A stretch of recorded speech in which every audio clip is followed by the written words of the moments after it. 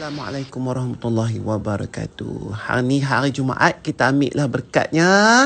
Cik bagi tazkirah pendek sikit saja ke hampa. Kita di surah Al-Furqan daripada ayat 21 sampai 32, muka surat 721 ya, daripada mushaf cik ni.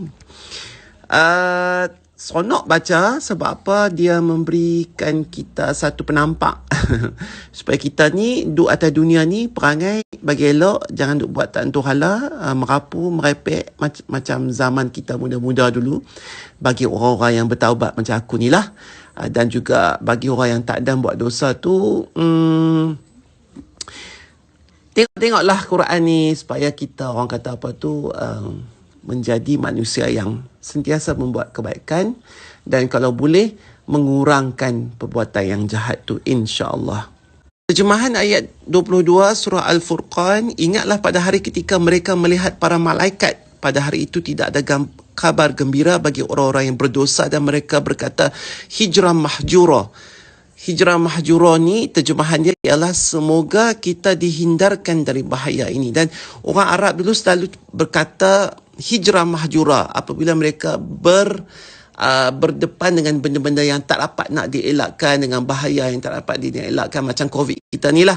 Jadi mereka akan berkata hijrah mahjura. Jadi kalau kita nak berdoa, masukkan perkataan hijrah mahjura dalam doa kita apabila kita berdepan dengan benda yang kita tak boleh nak elakkan, insya-Allah pakailah benda ni, insya-Allah, sebab ada dalam Quran benda ni.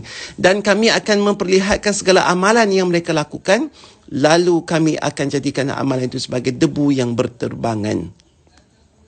Maksud amalan ini ialah orang-orang yang tak beriman. Maksudnya orang-orang kafir dan sebagainya. Dia pun baik macam kita pernah cerita dulu kan. Senyum ke orang, tolong orang, itu apa semua, tapi kafir, tak beriman.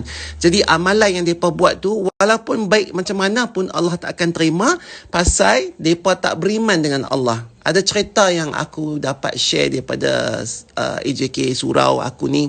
Cerita tentang seorang pensyarah yang mahir dalam pelbagai bentuk bahasa atas dunia ni, dan dia dah hafal Quran, terjemahan hadis Qudsi, dia dah hafal hadis Riyadus Salihin, semua dia dah hafal, tapi dia still tak beriman dan tak masuk Islam sebab dia kata apa? Hidayah Allah tak bagi kat dia.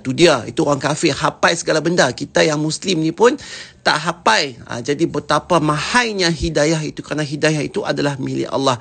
Okey, baik. Jadi tak guna kita ni baik pun, walaupun kita tak beriman, kita tak masuk Islam dan sebagainya, Allah tak akan terima amalan baik itu, dan amalan-amalan itu akan berterbangan ibarat debu yang melayang-layang. Penghuni-penghuni syurga pada hari itu mendapat tempat yang paling baik dan paling indah untuk beristirahat. InsyaAllah kita ni lah Islam, beriman, baik pula tu dan sebagainya lah. Dan ingatlah pada hari ketika langit pecah mengeluarkan kabut putih dan para malaikat akan diturunkan secara bergelombang. Itu adalah hari-hari kiamat lah. Jadi hari kiamat bukan hari-hari. Keadaan hari kiamat di mana kita tidak, orang yang tak beriman dia tak percaya apa tu malaikat, apa tu hari akhirat. Jadi Allah akan tunjukkan pada hari itu nanti malaikat akan diturunkan secara bergelombang. Ya Allah, fenomena tu macam mana lah kalau kita dapat tengok.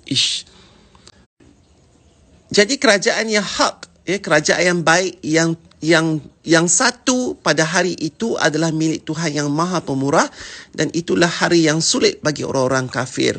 Dan ingatlah pada hari ketika orang-orang zalim menggigit dua jarinya, menyesali perbuatannya seraya berkata, wahai Tuhan, kalaulah dahulu aku mengambil jalan bersama Rasul, wahai Tuhan, celakalah aku kalaulah dahulu aku tidak menjadikan si fulan itu sebagai teman akrabku. Si fulan ni setan lah. Sesungguhnya dia telah menyesatkan aku daripada peringatan Al-Quran ketika Al-Quran itu telah datang kepadaku, dan syaitan memang pengkhianat manusia.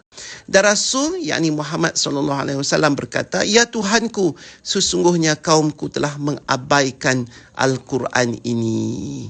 Begitulah bagi setiap Nabi, setiap Rasul yang Allah buat turun atas muka bumi ini. Kami adakan musuh daripada orang-orang yang berdosa. Tetapi cukuplah Tuhanmu menjadi pemberi petunjuk dan penolong. Dan orang-orang kafir berkata, mengapa Al-Quran itu tidak diturunkan padanya sekaligus? Demikianlah agar kami memperteguh hatimu wahai Muhammad dengannya, dan kami membacakannya secara tartil, yakni beransur-ansur perlahan dan benar. Jadi kita take time. Kita nak baca apa semua ni, mushaf ke, terjemahan ke Al-Quran ke, tak semestinya bulan Ramadan hampa kambui baca habis bulan Ramadan. Seronoknya kami dah khatam satu Quran. Khatam baca. Apa yang terjemahan tu hampa faham ke? Dapat pahala baca saja. Pahala iman tu, tauhid, sangat perlu.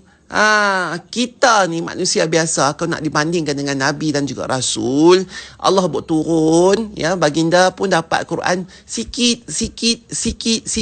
Kita nak kalut baca daripada Al-Baqarah tu sampai ke habis hujung dalam masa sebulan.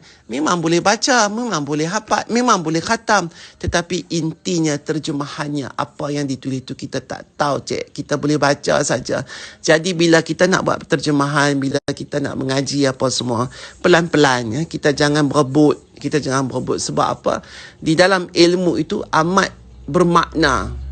Dia amat kompleks dan memerlukan masa yang sesuai. Umpamanya macam pagi kan otak kita tengah fresh apa semua, jadi dia boleh absorb benda tu. Ataupun di waktu malam hujung tu kita absorb, lepas tu dia akan melekat dia tu. Kita boleh faham apa maksud terjemahan tu. Kerana di sini pun ada kata Al-Quran itu tidak diturunkan sekaligus, tetapi diturunkan secara beransur-ansur agar hati Nabi Muhammad sallallahu alaihi wasallam menjadi kuat dan tetap. Macam aku katalah, kita tak boleh tuang masuk ayat dalam mulut botol tergesa-gesa, sebab dia akan melempah. Kita kena tuang sikit supaya ayat tu penuh dalam botol. Sama dengan macam-macam ilmu pun, termasuklah ilmu yang terdapat di dalam Al-Quran ini. Tak apa kita tak habis dalam bulan puasa, tak apa. Janji satu-satu page tu masuk ke dekung, dia paku masuk dalam hati, dan kita akan ingat selama-lamanya, insya-Allah. Assalamualaikum warahmatullahi wabarakatuh. Jangan lupa lagi kita ada nama Zoom Zimzam dengan PPZ, Pusat Pungutan Zakat, bersama seorang Al-Fadhil Ustaz nanti, insya-Allah. Okay, bye.